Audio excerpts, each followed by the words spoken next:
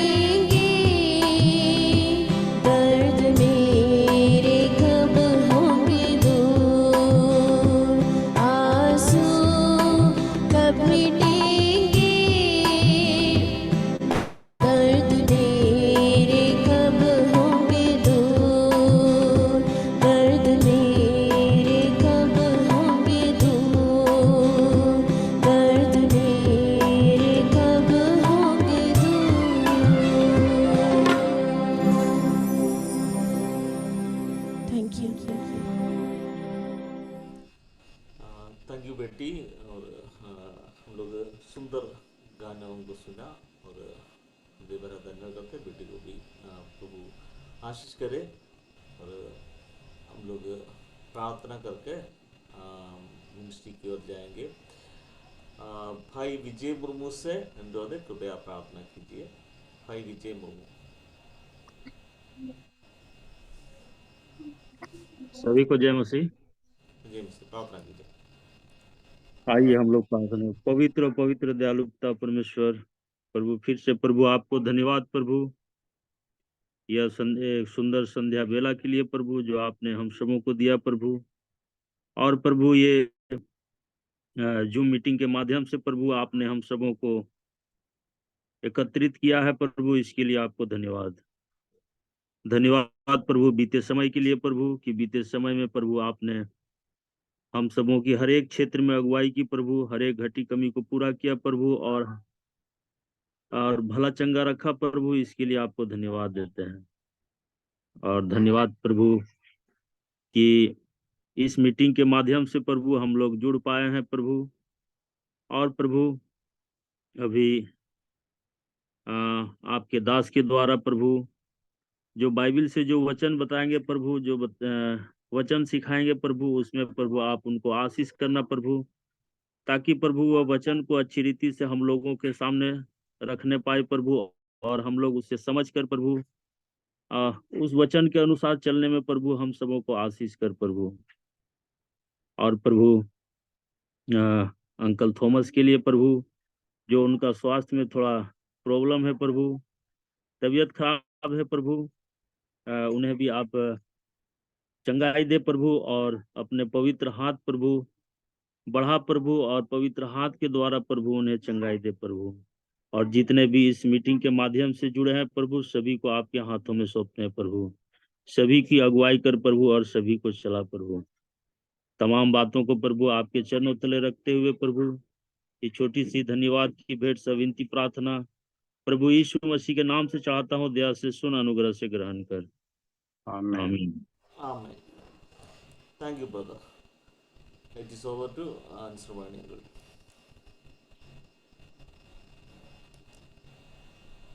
सबों को जय मसीह की।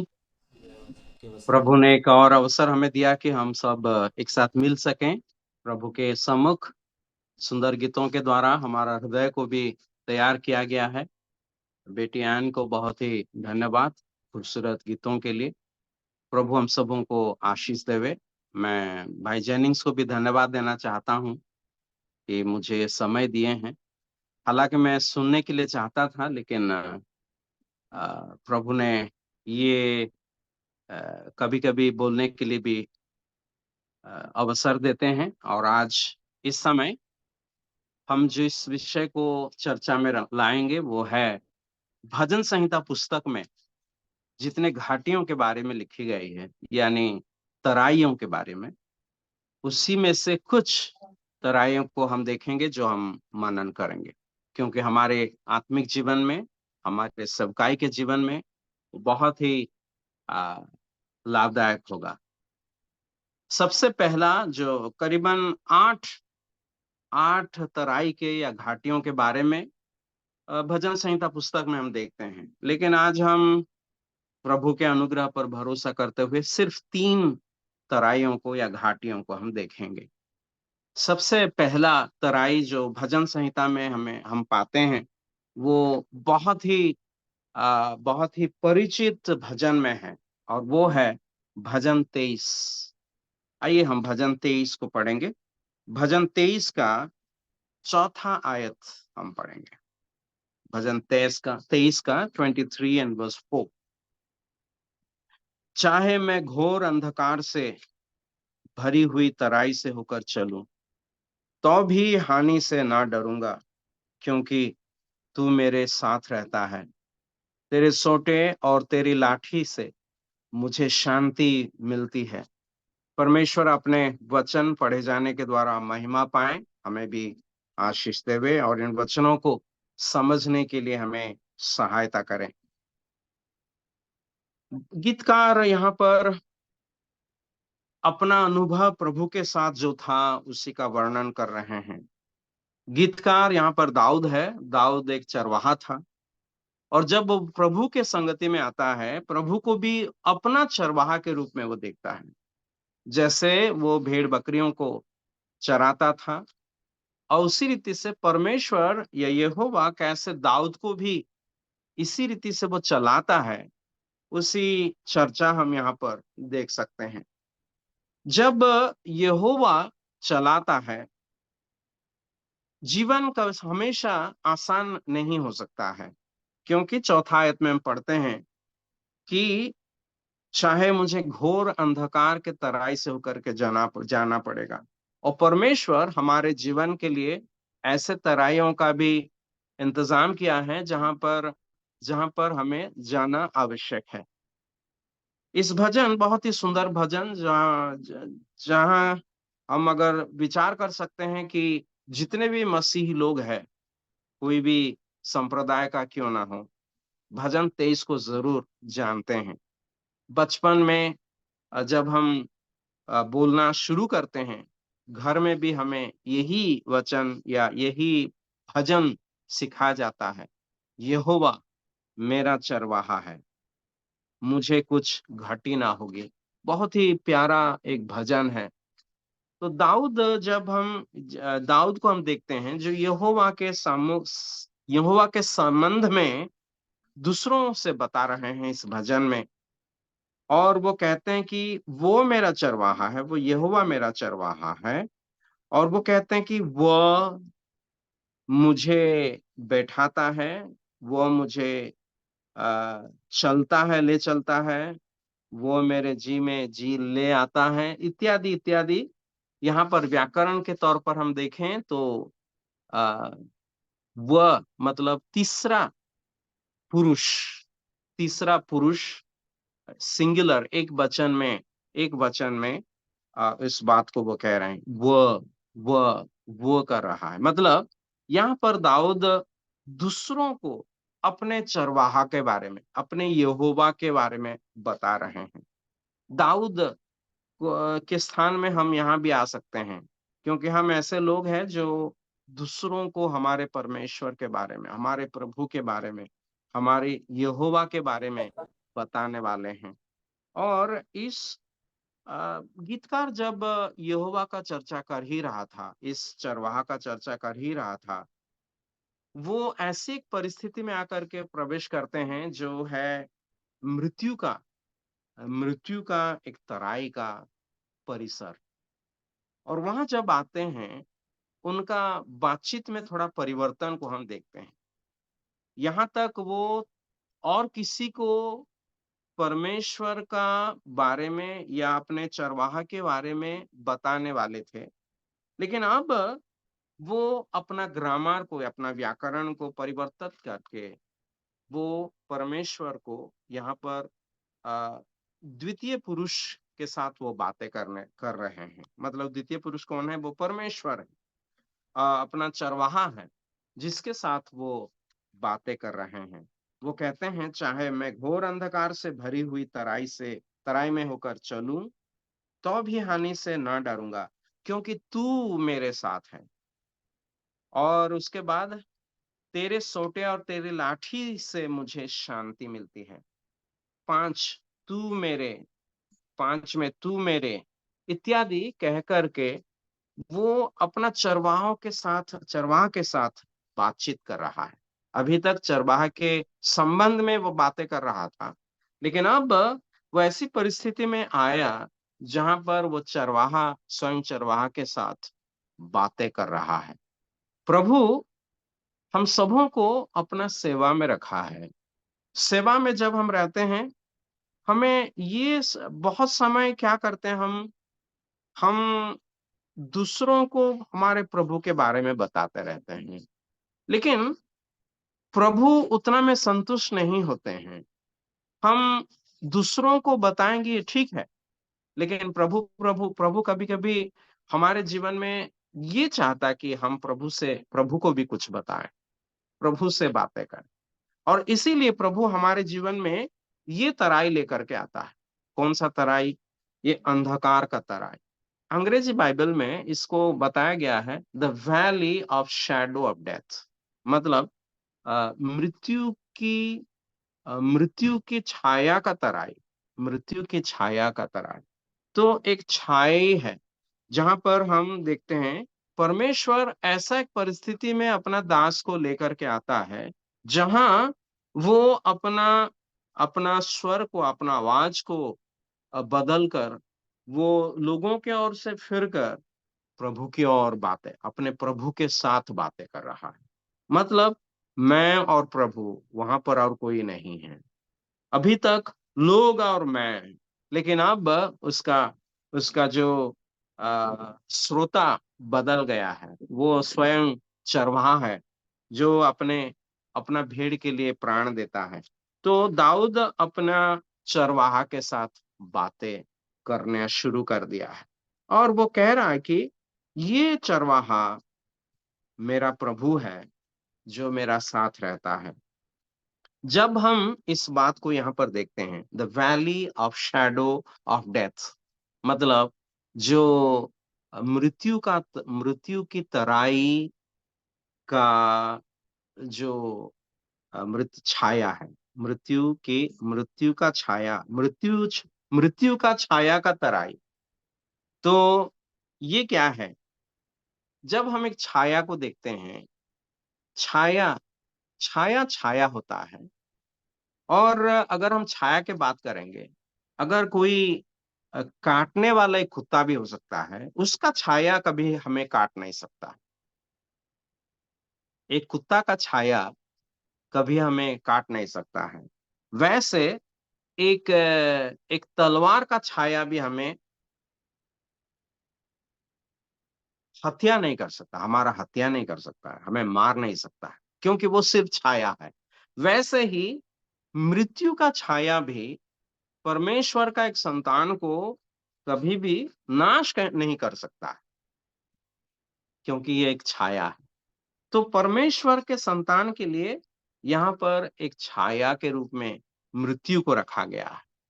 और ये इसीलिए छाया, या हिंदी में उसका अनुवाद किया गया है, छाया अंधकार के समान होता है, इसीलिए उसको अंधकार करके तर्जमा किया गया है। लेकिन ये एक छाया है और अ, ये छाया हमें दो बातें की ओर इशारा देता है। छाया हमें दो बातों की ओर इशारा देता है। एक है एक वस्तु और दूसरा है प्रकाश। पहला एक वस्तु, दूसरा एक प्रकाश। क्योंकि जब प्रकाश किसी वस्तु के ऊपर पड़ता है, उसके अलग दिशा में उसका छाया दिखाई पड़ता है। तो यहाँ पर एक छाया है, लेकिन बीच में एक वस्तु है और इस वस्तु के उस पार एक प्रकाश है। तो यहाँ पर हम देखते हैं वस्तु के उस पार जो प्रकाश है। तो वस्तु क्या है? वो वस्तु क्या है? वास्तव में मृत्यु का वस्तु क्या है? हम भजन 22 में पढ़ते हैं। ये तो भजन 23 है, लेकिन ये जो अंधकार, ये जो छाया है, मृत्यु का छाया है। लेकिन जब हम भजन 22 में जाएंगे तो मृत्यु का वस्तु को हम देखते हैं, या मृत्यु का वास्तविकता को हम देखते हैं। मृत्यु का वास्तविकता क्या है? अगर हम भजन 22 देखेंगे और भजन 22 खुलते ही पहला आयत में हम इस प्रकार पढ़ते हैं, हे मेरे परमेश्वर, तूने मुझे क्यों छोड़ दिया है? तू मेरी पुकार से और मेरी सहायता करने से क्यों दूर रहता है? तो यहाँ पर हम देखते हैं एक बहुत बड़ा दूरी। मृत्यु हमारे जीवन में दूरी को लाने वाला एक वस्तु है। ये हमें अपना परमेश्वर से अलग रखने का एक वस्तु है। परमेश्वर ज्योति है, वो प्रकाश है, लेकिन ये वस्तु क्या करता है? छाया में हमें रखना। यहाँ पर हम देख रहे हैं कि प्रभु यीशु मसीह के संबंधित में ये जो भजन है, और दाऊद अपना अनुभव से वो कह रहे हैं कि जब वो उस अंधकार में, उस मृत्यु का वास्तवता में, मृत्यु का वस्तु में जब वो आते हैं, वो देखते हैं कि परमेश्वर उनको त्याग कर देते हैं, उनको छोड़ देते हैं। और प्रभु यीशु मसीह के साथ भी वही हुआ था। एक प्रभु का सेवक के साथ, एक प्रभु के संतान के साथ भी यही अनुभव हो सकता है। मृत्यु, उस मृत्यु का वस्तु क्या है? ये त्याग देना या दूर हो जाना, परमेश्वर से दूर हो जाना। लेकिन हम देखते हैं भजन 23 में, अगर सिर्फ भजन 22 रहता तो वो पर्याप्त नहीं होता, वो सही नहीं होता। भजन 23 उसके बाजू में ही प्रभु ने रखा है। और उसमें हम देखते हैं कि जब मैं घोर अंधकार से भरी हुई तराई, या जब मैं मृत्यु के छाया की तराई से या घाटी से होकर चलूं, तो भी हानि से न डरूंगा, क्योंकि तू मेरे साथ है। हे यहोवा, जो मेरा चरवाहा है, तू मेरा साथ है। हम यहाँ पर देखते हैं भजन 22 का 1 में, जहां पर मृत्यु की वस्तु है, वहां पर यहोवा दूर है। लेकिन भजन 23 का 4 में हम देख रहे हैं यहोवा साथ में है, तू मेरे साथ में है। क्या ही बड़ा अनुभव है एक प्रभु का सेवक को, प्रभु का संतान को, कि जब हम ऐसी एक परिस्थिति से होकर के चलते हैं, यहोवा मेरा साथ है, यहोवा मेरा साथ है। जो इम्मानुएल परमेश्वर, जो इम्मानुएल प्रभु, जो हमारे संग रहने के लिए इस धरती पर भी आया है। जब प्रभु ने अपने चेलों को भेजा, तुम जाओ और प्रचार करो, और देखो सदैव मैं तुम्हारे संग हूं या साथ हूं। तो ये प्रभु हमारे साथ रहने वाला प्रभु है। मृत्यु का जो वास्तवता क्या है? हमें परमेश्वर से अलग होना। लेकिन यहाँ पर हम देखते हैं ये चरवाहा जो हमारे लिए अपना प्राण देते हैं, वो उसके कारण हम लोग इस मृत्यु के तराई से होकर, मृत्यु के छाया के तराई से होकर जब हम चलते हैं, वो हमारे साथ साथ रहते हैं। तो कितना सुंदर एक विषय है कि एक यहाँ पर एक विश्वासी जब वो मृत्यु में प्रवेश करता है, वो उसके लिए एक द्वार है। और उस द्वार के उस पार जब प्रवेश देखता है, वहां प्रकाश है, वहां ज्योति है। तो अभी तक वो अंधेरा में था, लेकिन इस सब्सटेंस या ये जो वस्तु है, इसको पार करके वो जब चले जाता है, वहां पर ज्योति में वो प्रवेश करता है। ज्योति जहां परमेश्वर का उपस्थिति का परिसर है, और वहां पर जाके वो प्रवेश करता है। और इस वस्तु के इस पार जब वो था, तब अंधेरा उसको दिखाई पड़ रहा था, छाई दिखाई पड़ रहा था, डरावने बातों दिखाई पड़ रहा था। लेकिन अब वो उस वस्तु को पार करके जब जाता है, वहां ज्योति में वो प्रवेश कर रहा है।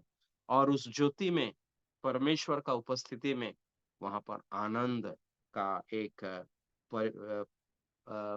परिसर में वो प्रवेश कर रहा है। वहां पर हम देखते हैं एक विश्वासी के मृत्यु और एक अविश्वासी के मृत्यु के मध्य में जो अंतर है, ये फर्क है, उसमें हम देखते हैं एक विश्वासी जब मृत्यु वर्ण करता है, वो उस ज्योति में प्रवेश कर रहा। लेकिन जब एक अविश्वासी मृत्यु का सामना करता है, वो अंधेरा में, अंधकार में प्रवेश कर रहा। यहाँ अंधेरा है और उस वस्तु के उस पार भी उसके लिए अंधेरा है। लेकिन एक विश्वासी के लिए यहाँ तो अंधेरा है, लेकिन उस वस्तु को पार करने के बाद एक ज्योति है, प्रकाश है। प्रभु का धन्यवाद हो, उस ज्योति में वो हमें लेके जाता है। इसीलिए गीतकार यानी ये भजनकार कह रहा है, मैं कोई हानि से ना डरूंगा, कोई हानि से ना डरूंगा। क्यों? क्यों? क्योंकि तेरे सोटे और तेरे लाठी मुझे शांति देते हैं या उससे मुझे शांति मिलती है। सोटी और लाठी से एक विश्वासी को कैसे शांति मिल सकता है? लाठी जो है मारने का एक वस्तु है और उससे कैसे किसी को शांति मिल सकता है? अंग्रेजी में लिखा है ही कम्फर्टथ, ही गिव्स मी कम्फर्ट, है, मुझे आराम मिलता है उससे। हिंदी में बताया गया है शांति मिलती है। तो कैसे हो सकता है? यहाँ पर आ, शायद दाऊद का ध्यान उस लाठी की ओर जा रहा था जो लाठी मूसा के हाथ में था। जब मूसा मिस्र देश से इजरायली लोगों को छुड़ा के लाया और सबसे पहला एक जगह में जब वो पहुंचते हैं, एक बहुत बड़ा निर्णय उनको लेना है। दोनों तरह दोनों साइड में हम देखते हैं बड़े-बड़े पहाड़ हैं, पीछे फिरौन राजा के सेना है और आगे एक लाल समुंदर है। हम कहाँ जाएंगे? ऐसी जगह में मूसा अपना लाठी का इस्तेमाल करते हैं, जहां परमेश्वर के निर्देश पर उस लाठी का इस्तेमाल करके उस लाल समुंदर के पानी के ऊपर जब वो पीटते हैं, हम देखते हैं पानी 2 भाग में बँट जाता है और परमेश्वर के जो लोग मिस्र देश से छुड़ाए गए हैं, वे अब लाल समुंदर को पार करके जाएंगे। कैसे? सूखे जमीन पर वो जाएंगे और उस लाठी हम देखते हैं उससे कैसे प्रभु के लोगों को शांति मिलती है। तो वो लोग लाल समुंदर को पार करके जब चले जाते हैं और पीछे जो शत्रु आ रहे हैं, मिस्री सेना, और वे भी लाल समुंदर में प्रवेश किए, सूखे जमीन पर।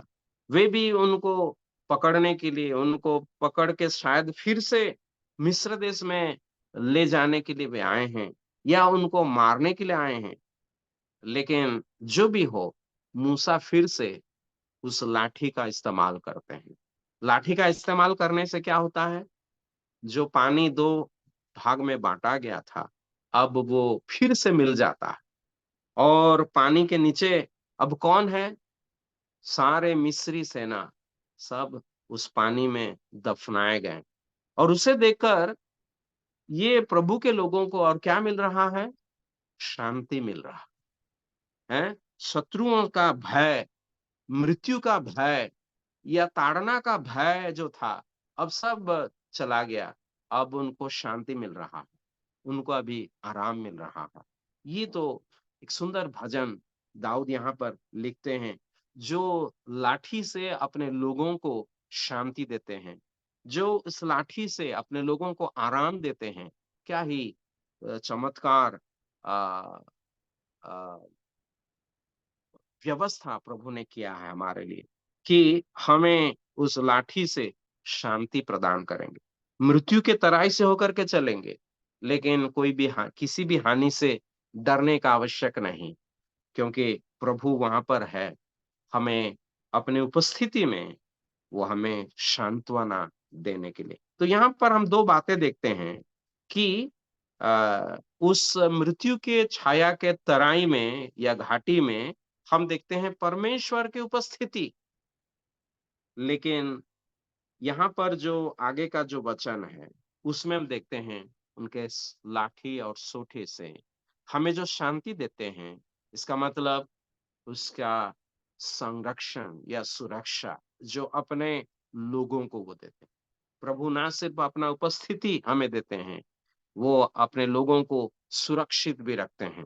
प्रभु का नाम का धन्यवाद हो। कितना महान प्रभु है हमारा, जो हमें इस तराई के अनुभव से लेकर के चलते हैं, फिर भी हमें हमारा साथ वो देते हैं। हमें वहां तराई में छोड़कर वो और कहीं नहीं जाकर वहां से हमारा हालत को देख करके वो आराम पाते हैं, बल्कि वो हमारे साथ रहकर हमें वो संभालते हैं, हमें ले चलते हैं और अपना उपस्थिति के द्वारा हमें बल देते हैं, हमें शांति देते हैं और वो हमें सुरक्षा भी प्रदान करते हैं। ये है हमारा चरवाहा।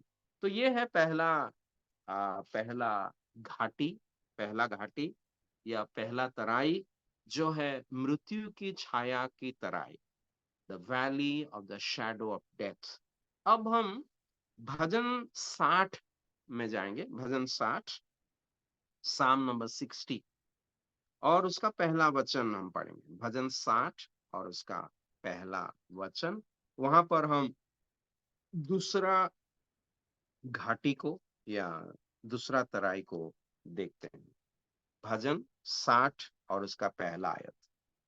हे परमेश्वर, तूने हमको त्याग दिए। ये पहला आयत में हम कुछ देख नहीं पा रहे हैं हिंदी में, लेकिन ये पहला आयत के ऊपर में एक शीर्षक है, एक टाइटल है, और उस टाइटल को हमें पढ़ना है। क्यों पढ़ेंगे उसे? वो तो टाइटल ही है, शीर्षक है। ऐसा नहीं है। ये जो शीर्षक, ये गीत जिसने लिखा, दाऊद ने लिखा, शीर्षक को भी उसने ही लिखा। इब्रानी बाइबल में ये शीर्षक भी पहला आयत का हिस्सा है, तो इसीलिए इस शीर्षक को भी पढ़ा जाना आवश्यक है। ये भी परमेश्वर का वचन का एक हिस्सा है, तो इसीलिए हम इस शीर्षक को पढ़ेंगे। शीर्षक में लिखा है, प्रधान बजाने वाले के लिए दाऊद का मिक्ताम, सुषेन्दुत राग में, शिक्षादायक। जब वो अराम नहरैम और अराम सोबा से लड़ता था, और योआब ने लौटकर लोन की तराई में एदोमियों में से 12,000 पुरुष मार लिए।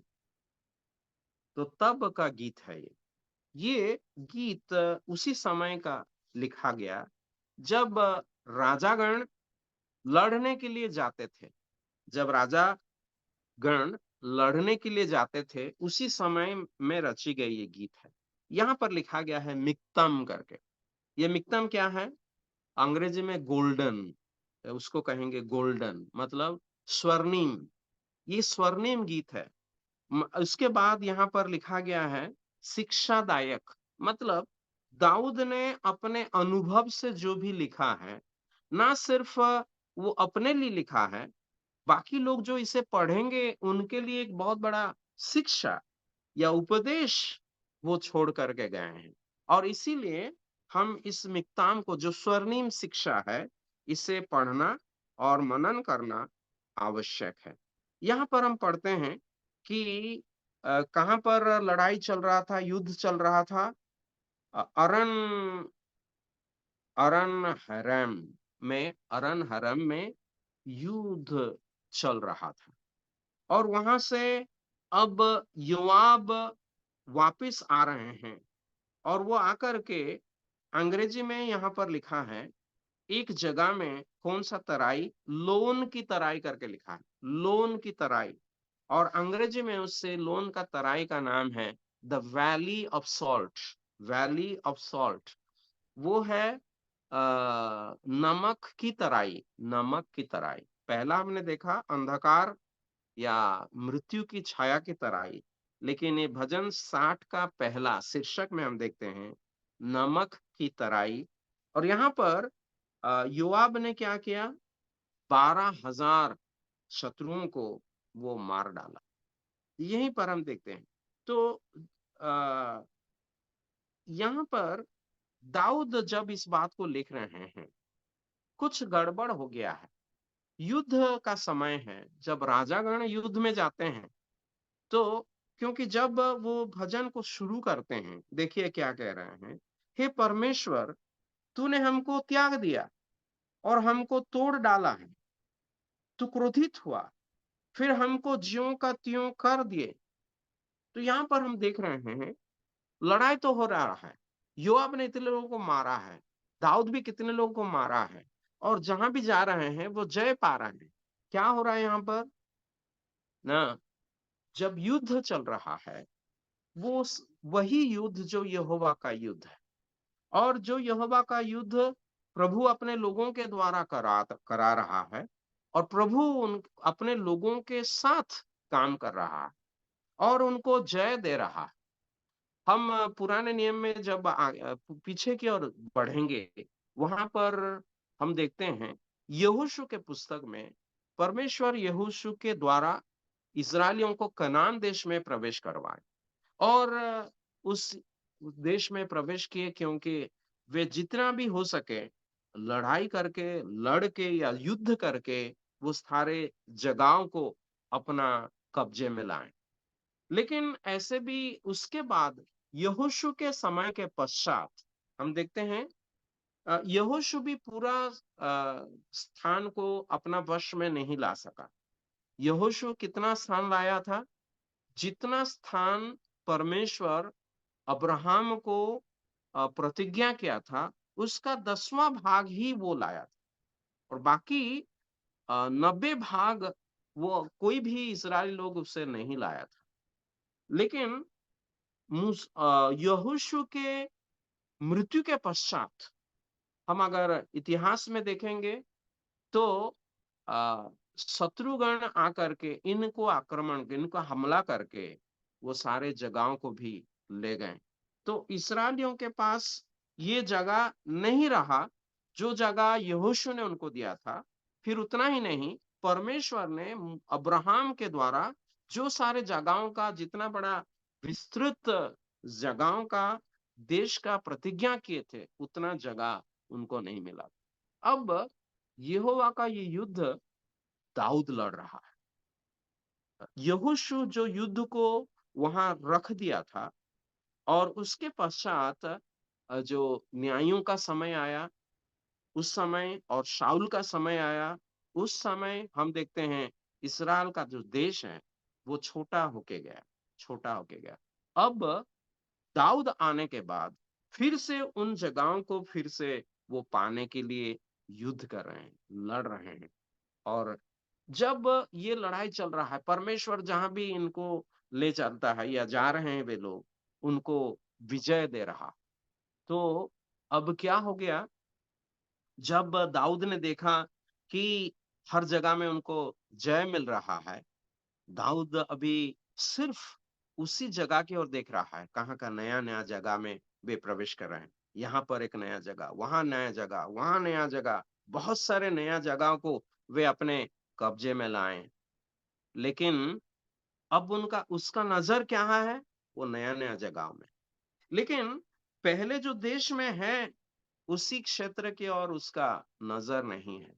इसके कारण क्या हो गया, यहाँ बहुत सारे समस्या आने लगे। जो देश में लोगों के बीच में, राज्य के लोगों के बीच में बहुत सारे समस्या बढ़ने लगा। लेकिन दाऊद का नजर सिर्फ वहां पर है। दाऊद अपने कामयाबी में, दाऊद अपने जो हासिल कर रहे हैं उस पर वो ध्यान लगा करके जब आगे बढ़ रहा है, परमेश्वर को ये खुश नहीं लगा, परमेश्वर को वो प्रसन्न नहीं लगा। और हम देखते हैं परमेश्वर ने अब उनको हारने के लिए दे रहा है। अभी जब दाऊद लड़ने के लिए जा रहे हैं, वो हार रहे हैं, हार का सामना कर रहे हैं और हार का सामना कर रहे हैं। ऐसी परिस्थिति में दाऊद यहाँ पर इस गीत को लिखते हैं। वो क्या कह रहे हैं? 60 भजन 60 का 1 में, हे परमेश्वर, तूने हमको त्याग दिया और हमको तोड़ डाला है। तू क्रोधित हुआ है, फिर हमको ज्यों का त्यों कर दे। तो यहाँ पर जब हम इस बात को जाएंगे, 60 का 1 से लेकर 4 तक करीबन तूने तूने तूने करके अंग्रेजी में करीबन 8 बार इस बात को वो बता रहे हैं, परमेश्वर ने कर दिया। क्यों? क्योंकि जब भी हमारा जीवन में किसी प्रकार का विफलता आती है, हमारे जीवन में किसी प्रकार का पराजय आती है, उसका पीछे एक आत्मिक कारण छुपी हुई है। हमारे पराजय के पीछे एक आत्मिक कारण छुपी हुई है। और यहाँ पर आत्मिक कारण क्या है? दाऊद यहाँ के देश के लोगों के ऊपर, अपने देश के ऊपर नजर ना डाल के वो सिर्फ नया बातों के ऊपर, आगे की बातें की ओर देख रहे हैं। अपने जीवन को वो भूल जा रहे हैं। परमेश्वर के साथ संगति में रहना, परमेश्वर के साथ वो जो मधुर संबंध में रहना, इसका वो भूल जा रहे हैं। कभी कभी ऐसे हो रहा है, हम जो सेवा में लगे हैं, हम लोग इधर जाते हैं उधर जाते हैं, सुसमाचार सुनाते रहते हैं और कई नए जगहों को जाते हैं, लेकिन हमारा जीवन, अपना व्यक्तिगत आत्मिक जीवन को हम भूल जाते हैं। प्रभु का वचन पढ़ना, बाइबल ध्यान करना, अध्ययन करना, प्रार्थना करना और अपने परिवार के साथ भी जो समय हमें बिताना है, ये सारे बातों को हम भूल जाते हैं। परिवार को हम छोड़ करके प्रभु का सेवा में लग जाते हैं। ये तो बहुत ही गलत बात है। दाऊद का जीवन में भी यही हुआ था और परमेश्वर ने क्रोधित हुआ। उसका काम में, युद्ध में वो पराजय का सामना करने के लिए परमेश्वर ने अनुमति दिया। कभी कभी हमारे जीवन में भी आ सकता है। तो प्रभु हमें सहायता करें कि हम दाऊद के इस दूसरा जो तराई है, घाटी है, वो जो नमक की तराई, इससे हम इस सीखेंगे कि हमारे जीवन में नमक का जरूरी है। हम प्रभु यीशु मसीह ने कहा, तुम नमक के समान बनना है। हम अगर नमक के समान नहीं होंगे, हम यहाँ भी नहीं होंगे, वहां भी नहीं होंगे और हम परमेश्वर का क्रोध अपने ऊपर लाएंगे। प्रभु हमें सहायता करें। एक और तराई या घाटी के बारे में बताना चाहता था, लेकिन मैं सोच रहा हूँ कि यहीं समाप्त करूंगा कुछ कारणवशत, और इसीलिए यहाँ पर हम रहेंगे। आज हम सिर्फ 2 घाटियों को देखें, 2 तराइयों को देखें। एक है भजन 23 का 4 आयत में, जो मृत्यु की छाया की तराई, और दूसरा हमने देखा कि अ, नमक की तराई, जहां पर हम परमेश्वर के साथ और हमें हमारे आत्मिक जीवन को बढ़ाने के लिए, हमारे प्रियजनों के साथ समय बिताने के लिए परमेश्वर हमें सिखाता है। प्रभु हमें सहायता करें। प्रभु का नाम का स्तुति हो। सुनने के लिए बहुत धन्यवाद। Thank you. सुंदर वचन के लिए धन्यवाद अंशुमन अनिल को। और हम लोग को मृत्यु का तराई से हम लोग डरने का जरूरी नहीं है, वो केवल एक छाया है। छाया हम लोग को कुछ भी कर नहीं सकते। शुरुआत से ये मैसेज शुरू किया और हमारा दृष्टिकोण जो दाऊद के तरह मोड़ना नहीं, हम लोग पराजित हो जाएगा। और इसलिए उसके अनुसार हमारे जीवन को बनाएंगे और मृत्यु से हम लोग डरना नहीं। आनंद सर को कृपया खास तौर पर धन्यवाद देते हैं सुंदर गीतों के लिए। और जो कोई भाई लोग खास तौर पर विजय मुर्मू प्रार्थना करके मदद किया, सबको धन्यवाद करते। जो कोई लोग उपस्थित है, सबको हमारा हृदय भरा धन्यवाद। ये प्रार्थना करके ये मीटिंग ख़त्म करता है जल्दी, और क्योंकि 8 बजे में मुझे ये डेस्कटॉप पर दूसरा एक ज़ूम मीटिंग में भाग लेना पड़ेगा और हमारा शिबू भाई को भी जाना पड़ेगा। इसलिए अभी भाई दिलीप पंडित से अनुरोध है, कृपया प्रार्थना में अगुवाई कीजिए।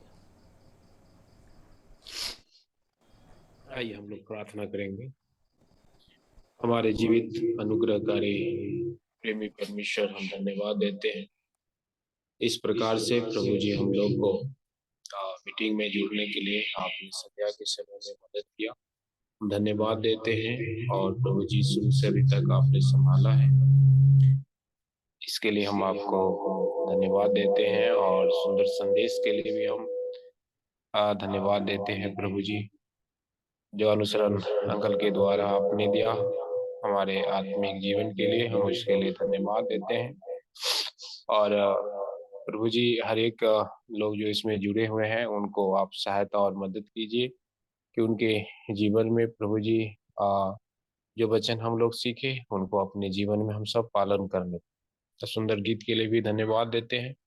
और प्रभु जी जितने लोग जुड़े हैं, हम हर एक को हाथ में आपके हाथ में सौंपते हैं। हम सबको आप सहायता और इस्तेमाल कीजिए। ये प्रार्थना प्रभु यीशु मसीह नाम मांगते हैं, दया सुनिए, स्वीकार कीजिए। आमीन। आमीन। आमीन।